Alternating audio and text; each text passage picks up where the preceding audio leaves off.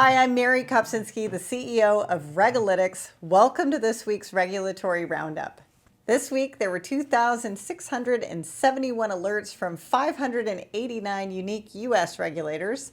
648 were financial, 44 were FinTech, 10 were Cannabis, and there were 184 international alerts. We're prepping for an international alert, so that number is going to go up every week. And there were 432 coronavirus alerts, but we've decided to celebrate the anniversary of lockdown by stopping the segmentation of coronavirus alerts because it's just everywhere and everything.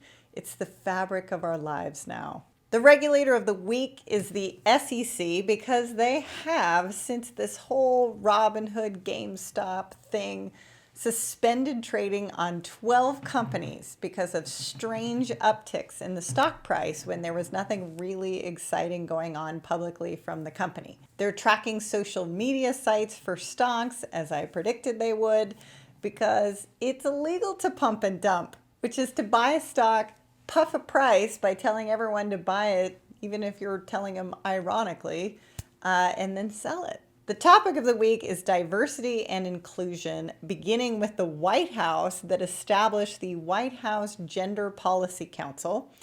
And then they put out an executive order to guarantee students an environment free from discrimination on the basis of sex, sexual orientation, or gender identity.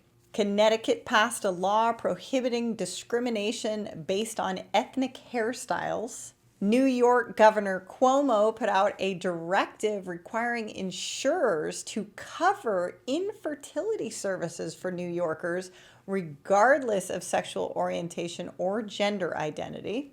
Also, I thought it was interesting that the United States Agency for Healthcare Research and Quality published a document in the Federal Register about the use of clinical algorithms that have the potential to introduce racial or ethnic bias in the healthcare delivery space. For those of you following diversity and inclusion's cousins, climate risk and ESG, the U.S. Department of Labor released a statement about the enforcement of its final rules on ESG investments, which includes rules about proxy voting by employee benefit plans.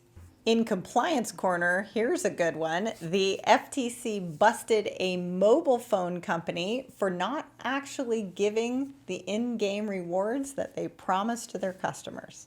Equally as interesting to those of us in compliance, the National Credit Union Administration is proposing to add an S in their existing CAMEL rating system, which will make it CAMELS. The S stands for sensitivity to market risk. Ooh, and cyber. Remember how I said states were passing laws to make money on fines? Well, they should take a note from the New York Department of Financial Services, which fined another mortgage servicing company $1.5 million for not reporting a cyber breach. DFS also nailed New York Life for violations of New York insurance regulations and collected $5.4 million to the New York State consumers, but pocketed an additional $5.5 million in penalties. For those of you watching privacy, the California Attorney General announced additional CCPA regulations, which include more protections for Californians who are trying to control the sale of their personal information.